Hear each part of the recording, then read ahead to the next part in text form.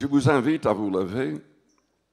Je vais lire un passage dans 1 Pierre, chapitre 4, et au verset 12.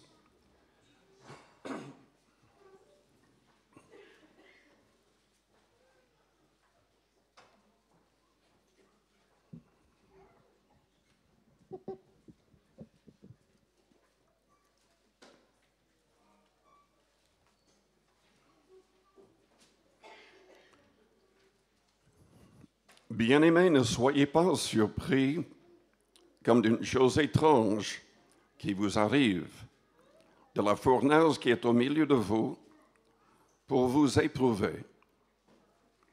Réjouissez-vous, au contraire, de la part que vous avez aux souffrances de Christ, afin que vous soyez aussi dans la joie et dans l'allégresse lorsque sa gloire apparaîtra. Si vous êtes outragés pour le nom de Christ, vous êtes heureux parce que l'Esprit de gloire, l'Esprit de Dieu, repose sur vous. Que nul de vous, en effet, ne souffre comme meurtrier ou voleur ou malfaiteur ou comme s'ingérant dans les affaires d'autrui. Mais si quelqu'un souffre comme chrétien, qu'il n'en ait point honte et que plutôt il glorifie Dieu à cause de ce nom. Car c'est le moment où le jugement va commencer par la maison de Dieu. Or, si c'est par nous qu'il commence, quelle sera la fin de ceux qui n'obéissent pas à l'évangile de Dieu? Et si le juste se sauve avec peine, que deviendront l'impie et le pécheur? Ainsi que ceux qui souffrent selon la volonté de Dieu remettent leurs âmes au fidèle Créateur en faisant ce qui est bien. C'est surtout le verset 18 que je voudrais souligner. Peut-être même le verset 17 également. C'est le moment où le jugement va commencer par la maison de Dieu, c'est-à-dire dans le contexte des croyants. Or, si c'est par nous qu'il commence, quelle sera la fin de ceux qui n'obéissent pas à l'évangile de Dieu? Et si le juste se sauve avec peine, que deviendront l'impie et le pécheur? Père Céleste, nous te louons, nous te bénissons. Parle dans les cœurs et les consciences par ton esprit. Sauve toute personne non convertie. Seigneur, délivre les personnes qui sont liées par l'adversaire, liées par toutes sortes de péchés et d'habitudes mauvaises. Seigneur, nous ne voulons pas demander simplement ton pardon, nous voulons ta pleine délivrance. Tu as promis de nous libérer et nous demandons cette liberté pour ne pas céder à la tentation. Purifie-nous, sanctifie-nous. Aide-nous à être de vrais disciples. Au nom de Jésus-Christ. Amen. Vous pouvez vous asseoir.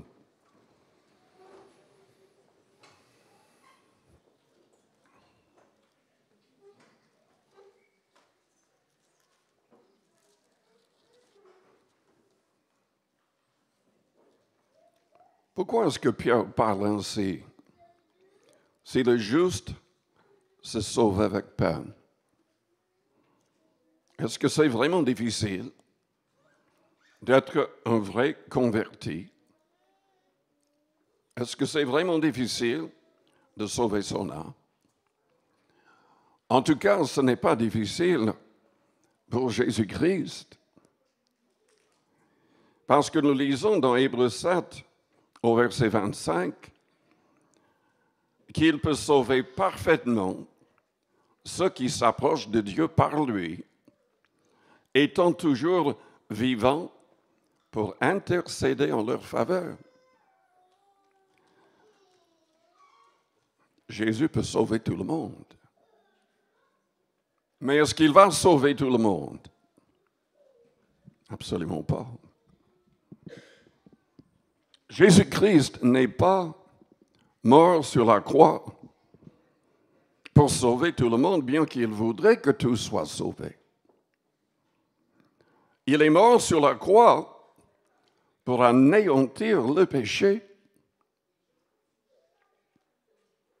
Et il veut délivrer tous les hommes du pouvoir du péché. Il y a énormément de gens qui se disent chrétiens, mais qui ne demandent même pas d'être délivrés du pouvoir du péché. Il y a des gens qui se disent chrétiens et ne suivent pas du tout ce qui est écrit dans le Nouveau Testament. Il y a des gens qui défendent leur droit de péché.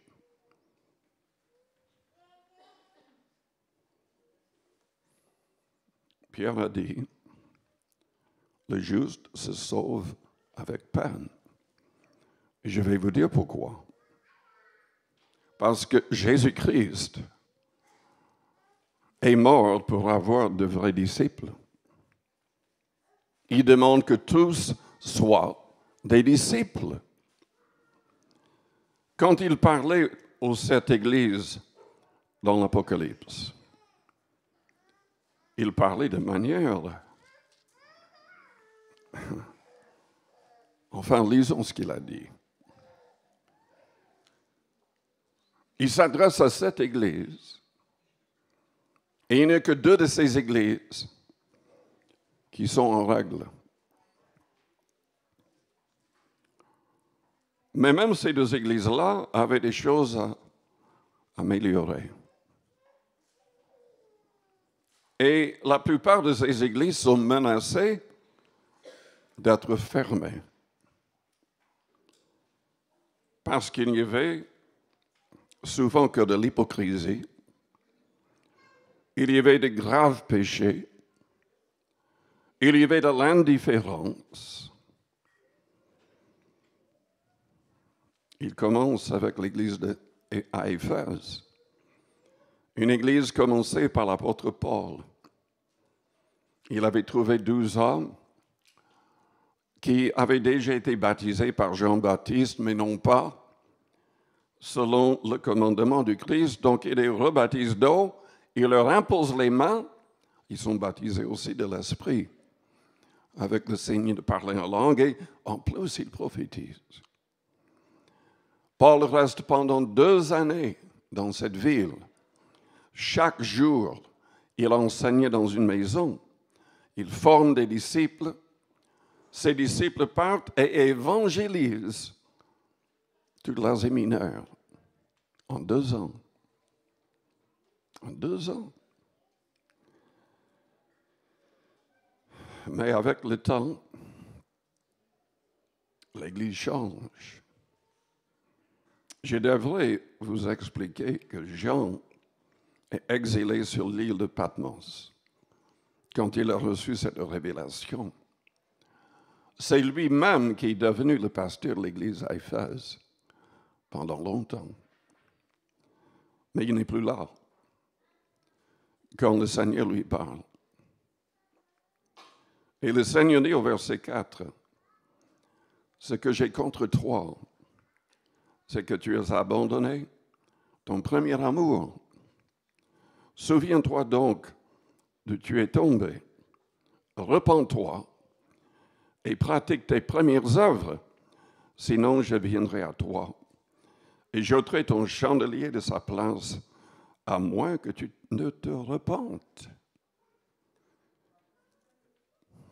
Les premières œuvres, c'était l'évangélisation. Ils avaient évangélisé l'Asie mineure, toute l'Asie mineure, en 2 ans.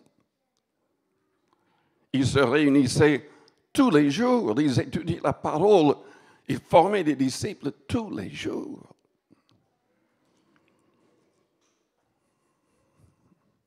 Je ne vais pas prendre le temps de lire tout ce que le Seigneur a dit aux églises. Mais il appelle chaque église à la repentance et à la persévérance. À persévérer en restant dans le contexte de la sainteté, de la pureté, de l'amour. Au chapitre 3, quand même, il a dit, au verset 5, « Celui qui vaincra sera revêtu ainsi de vêtements blancs. Je n'effacerai point son nom du livre de vie, et je confesserai son nom devant mon Père et devant ses anges. »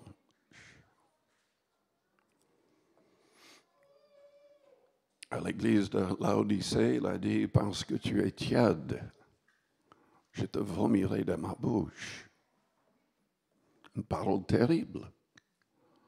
Des gens qui se disaient chrétiens, mais qui vivaient dans un état d'indifférence totale. « Parce que tu es tiède, je te vomirai de ma bouche. » Et il demande la repentance.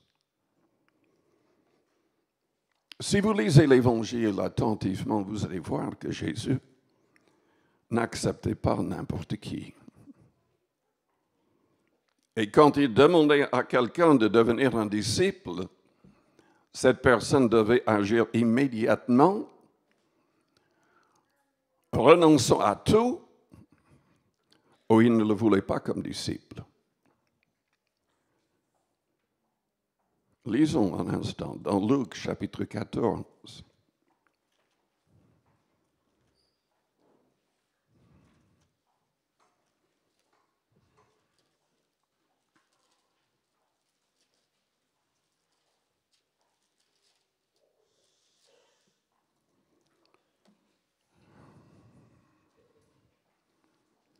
Au verset 26, il a dit, « Si quelqu'un vient à moi,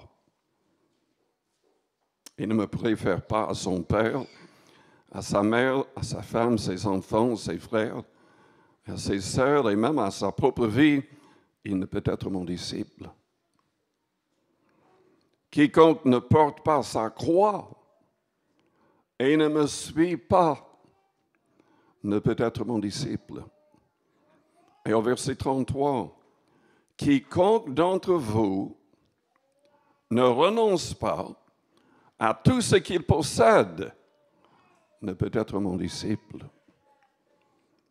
Il y avait des gens très riches qui gagnaient beaucoup d'argent. En fait, sans doute, tous les apôtres gagnaient beaucoup d'argent quand le Seigneur a dit de tout abandonner et de le suivre. On ne peut pas être disciple de Jésus-Christ si on ne veut pas qu'il soit véritablement le maître de chaque détail de notre vie. On ne peut pas être un vrai disciple si on ne le suit pas. Selon Jean 15, on n'est pas un vrai disciple si on ne demeure pas en Christ continuellement. Selon Jean 8 au verset 30, on n'est pas un vrai disciple à moins qu'on demeure dans la parole du Christ. Dans Jean 15, il dit que les vrais disciples portent du fruit. Et il indique que les vrais disciples devraient porter beaucoup de fruits, c'est-à-dire devraient gagner beaucoup d'âmes et devraient manifester le fruit de l'esprit qui commence avec l'amour.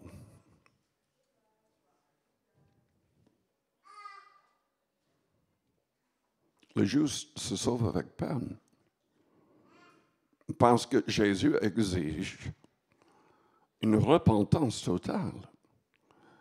Il exige une obéissance totale à ses commandements. Il y a plein de gens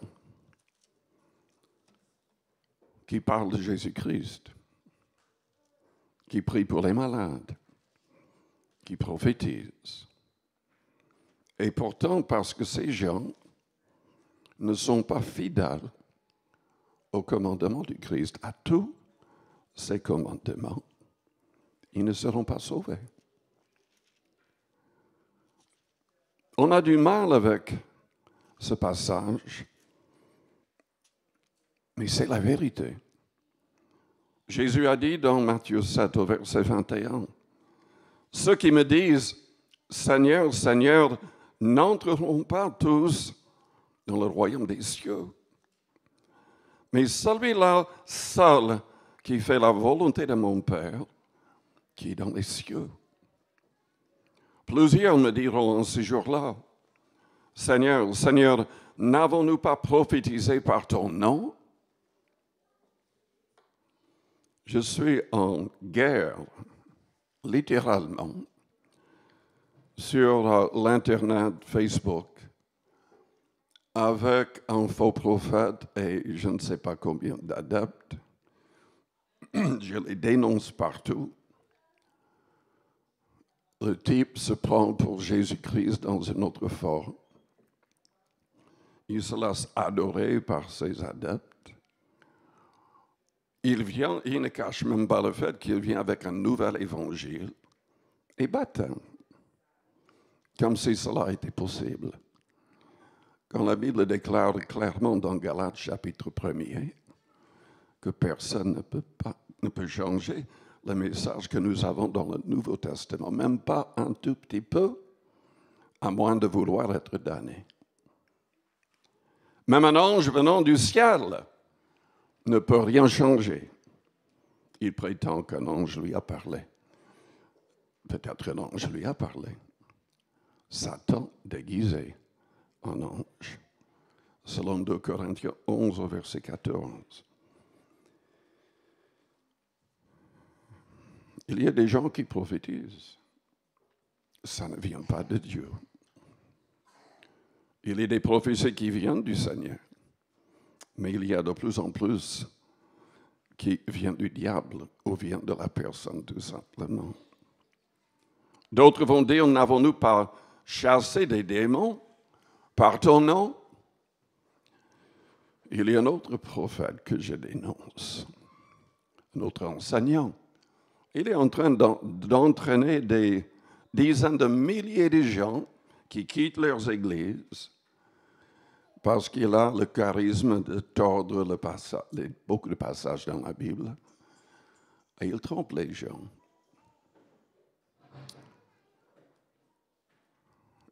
Soi-disant, il chasse les démons. Moi, j'ai regardé et je suis convaincu qu'il donne des démons. Il ne les chasse pas. Faites très attention où vous allez. Ne demandez pas à n'importe qui de vous imposer les mains. Selon 2 Corinthiens chapitre 11, Paul luttait déjà contre de faux apôtres qui étaient littéralement des ministres du diable. Et il a dit qu'il prêchait un faux Jésus et donnait un esprit qui n'était pas le Saint-Esprit. Avant de devenir pasteur, j'ai fréquenté différents milieux parce que j'étais invité souvent de jouer de la musique avec mon ami, de donner des concerts. J'étais même invité très très jeune à prêcher dans différentes églises pour des banquets, père-fils, etc., des choses comme ça. J'ai constaté qu'il y a beaucoup d'églises où le Saint-Esprit n'y est pas. Il y a beaucoup d'églises qui ne comprennent rien du tout au niveau de la sainteté. Pour un banquet père et fils, dans une église soi-disant évangélique baptiste, il faisait circuler un magazine de Playboy. N'importe quoi. Et celui qui m'a présenté fumait comme une cheminée, quoi. C'était dommage pour lui parce que le Seigneur m'avait donné déjà un message concernant toutes ces choses. Vous savez, quand on voit ce qui se passe de mal. Et on est obligé de prêcher contre ça parce que le Seigneur m'avait déjà donné le message. C'est vraiment difficile. C'est vraiment difficile. Et je crois que je n'avais que 17 ans à l'époque. Et en plus, cette personne était obligée de me remercier à la fin. Mais j'ai remarqué qu'il y avait un nouveau pasteur dans cette église qui avait un grand sourire tout au long du message. Sans doute, il voulait que cette église change, que le Seigneur agisse. Mais il y a des gens qui ne suivent pas du tout le message de la Bible. D'autres vont dire, n'avons-nous pas fait beaucoup de miracles par ton nom? Je suis tombé sur une vidéo où un marabout dit qu'il a aidé plus de 2000 soi-disant pasteurs à avoir des miracles. Des miracles démoniaques qui ne viennent pas du tout du Seigneur. Vous vous rendez compte? Alors Jésus dit, je leur dirai ouvertement, je ne vous ai jamais connus. Retirez-vous de moi, vous qui commettez l'iniquité. Et ensuite, il explique que nous devons bâtir notre maison spirituelle sur le roc qui est le fait de mettre en pratique tous ces commandements. Nous devons être fidèles à cet égard. C'est Jésus qui va décider qui va être sauvé. Le Père lui a confié tout jugement. C'est lui qui sera sur le trône blanc mentionné dans l'Apocalypse 20. Et c'est notre relation avec lui qui compte. Je ne peux pas vous sauver, cette Église ne peut pas vous sauver. Si vous n'avez pas une relation réelle avec le Christ, personne ne pourra vous aider. Il faut devenir un vrai disciple du Christ. Il faut le suivre. Il faut l'aimer plus que tout, plus que votre propre vie. Ses disciples, à part Jean, tous étaient des martyrs. Et même Jean, selon l'histoire, l'empereur a essayé de le faire mourir. Il n'est pas mort. Et c'est pour ça qu'il a été exilé sur l'île de Patmos. Le Seigneur l'avait gardé en vie pour qu'il puisse recevoir et nous donner ce dernier livre dans la Bible.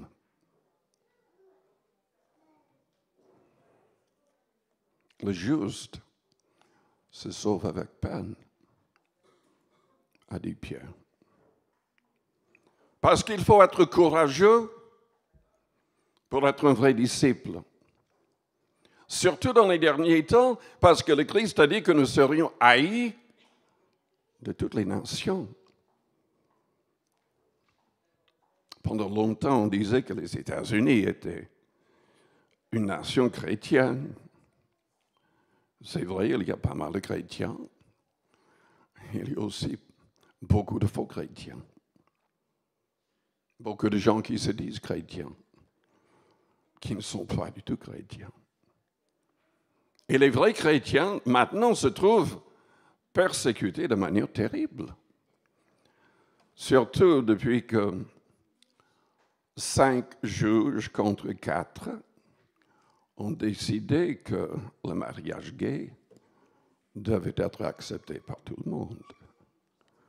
Et il y a des chrétiens qui ont des affaires, des boulangers, etc., qui ne veulent pas faire des gâteaux pour les mariages gays. Ils ont été traînés en justice, ils ont tout perdu, leur affaire, obligés de payer des centaines de milliers de dollars. Et beaucoup refusent carrément de payer, ils préfèrent aller en prison que de le faire. Et ça va devenir de plus en plus grave. Le diable se sert de telles choses. Et Jésus avait dit qu'on serait persécuté, qu'il y aurait des tribulations dans le monde.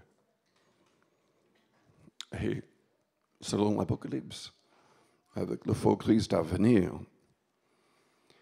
il y aura beaucoup de croyants décapités, tués, mais qui seront récompensés à l'extrême pendant les âges de l'éternité.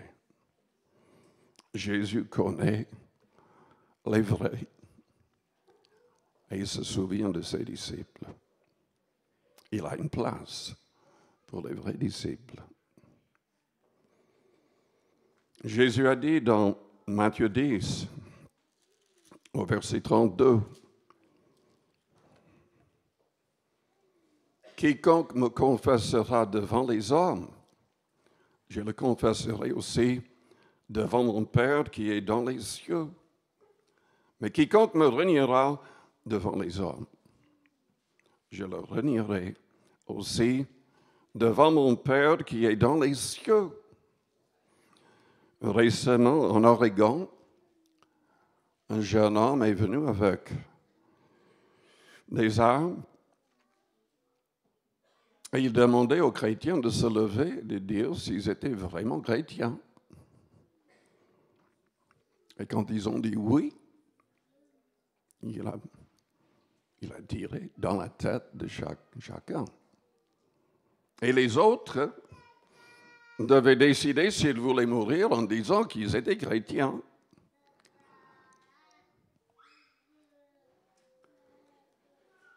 De plus en plus, nous allons voir cela dans les pays contrôlés par l'État islamique. Ils sont en train de torturer les enfants. Un pasteur a vu son fils avoir ses doigts coupés petit à petit. Il n'a pas renié le Christ. Finalement, lui et son père ont été crucifiés et décapités. Et ça se passe avec je ne sais pas combien. Maintenant, ils disent qu'il y a un chrétien qui meurt toutes les 5 minutes, quelque part dans le monde. Parce que ce n'est pas uniquement dans les pays musulmans, c'est en Corée du Nord, c'est parfois en Chine et dans d'autres pays.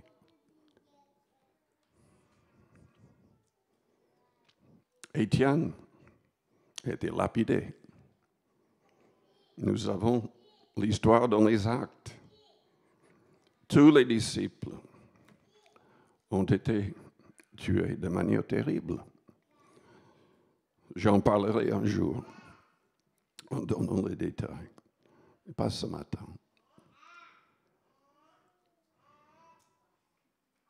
Jésus demande un engagement jusqu'à la mort. Il demandait aux églises dans l'Apocalypse d'être fidèles jusqu'à la mort.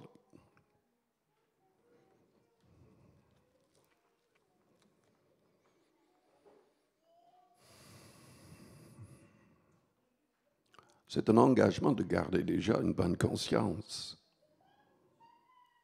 Selon 1 Pierre, chapitre 3, au verset 21, ce qui nous sauve est l'engagement de notre baptême. Vous savez, il y a des gens qui pensent que s'ils passent par les eaux du baptême, tout est bien. J'ai eu des cas où des gens ont rempli le formulaire et en fait, ils mentaient. Leur vie n'était pas en règle. Ils n'avaient rien changé.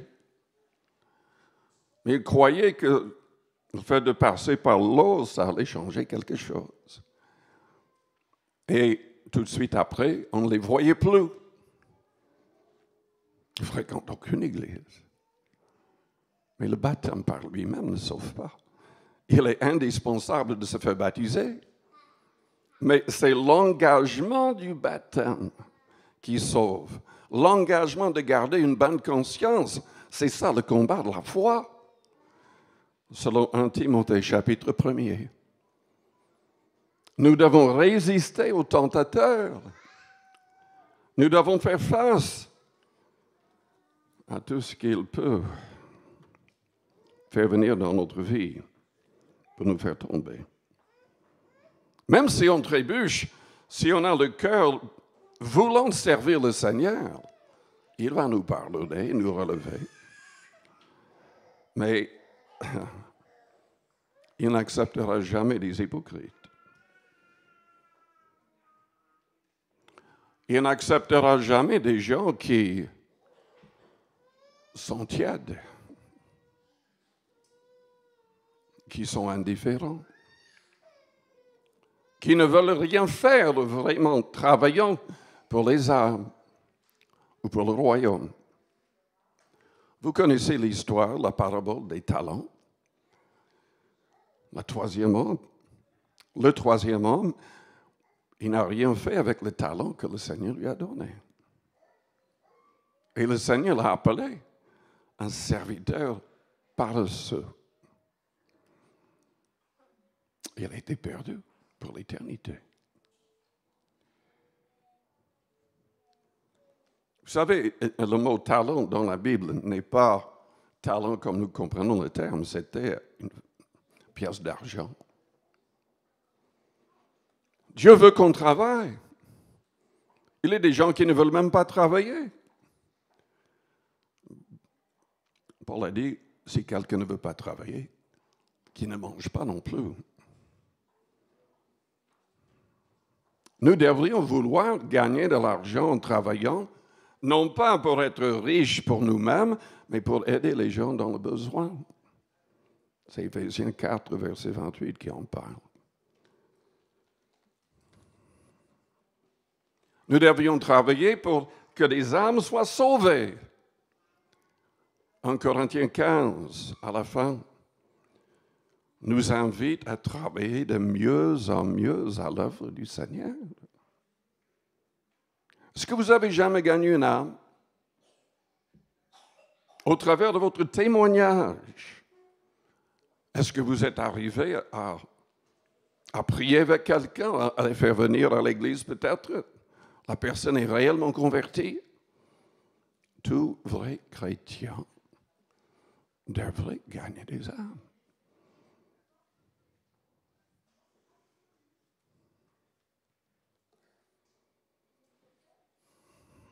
Est-ce que vous avez véritablement l'Esprit Saint en vous?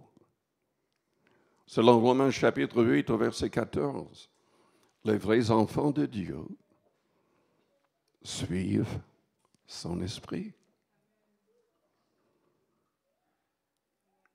Dieu a un plan pour votre vie. Mais j'entends régulièrement les chrétiens et même parfois des responsables des églises qui prient en disant, mais Seigneur, bénis notre projet. Est-ce que c'est votre projet ou le projet du Seigneur? Est-ce qu'il veut même que vous soyez là en train de faire cela? Ce que vous faites? Ou est-ce qu'il désire que vous soyez ailleurs? Ou en train de faire autre chose?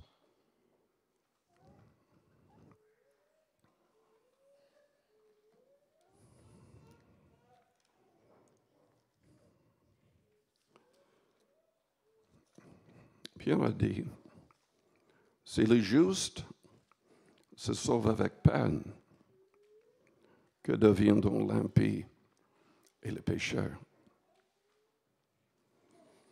C'est très clair. Si vous lisez l'Apocalypse 20, tous ceux qui n'auront pas leur nom écrit dans le livre de vie seront jetés dans les temps de feu.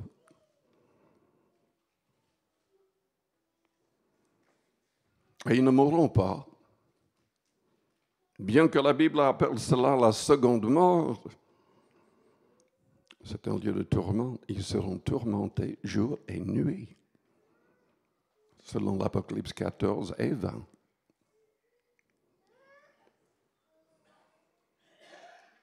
C'est réel, mes amis. C'est la raison pour laquelle Jésus-Christ a accepté de mourir sur une croix. Le Fils de Dieu s'est dépouillé pour devenir un homme Il a vaincu le péché et il est mort à votre place, à ma place. Et personne ne sera sauvé. Personne n'évitera le châtiment éternel, à moins de devenir un vrai disciple du Christ et de rester un vrai disciple jusqu'au bout. Je vous invite à fermer vos yeux, à courber vos fronts. Avec les yeux fermés, les fronts courbés. Je vous demande si vous deviez mourir aujourd'hui, immédiatement, est-ce que vous seriez accepté par Jésus-Christ? Est-ce que vous avez tout confessé? Est-ce que vous avez demandé qu'il soit le Seigneur de chaque détail de votre vie? Êtes-vous en train de suivre le Seigneur, de mettre ses commandements en pratique? Est-ce que vous avez une relation réelle avec le Christ? Est-ce que les autres constatent que vous êtes un vrai disciple? Est-ce que le diable constate que vous êtes un vrai disciple?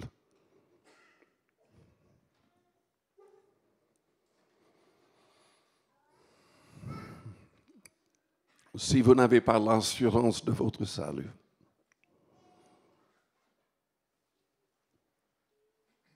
si vous vous rendez compte que tout n'est pas en règle dans votre vie, mais vous voulez que tout soit en règle, vous voulez être un vrai disciple, je voudrais prier pour vous. Faites-moi signe en élevant votre main juste pour un instant. Merci, il y a pas mal de personnes. Vous pouvez les baisser. Père Céleste, je prie pour les personnes qui viennent d'élever la main. Seigneur, fais de ces personnes et de nous tous de vrais disciples. Que ton Esprit Saint vienne en nous et nous aide à accomplir le plan divin. Tu as un plan pour chacun de nous.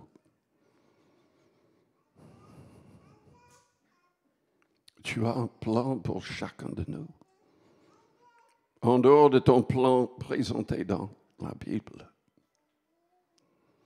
Seigneur, que chacun puisse accomplir ta volonté. Je vous invite à vous lever, toute l'Église. Restons dans une attitude de prière.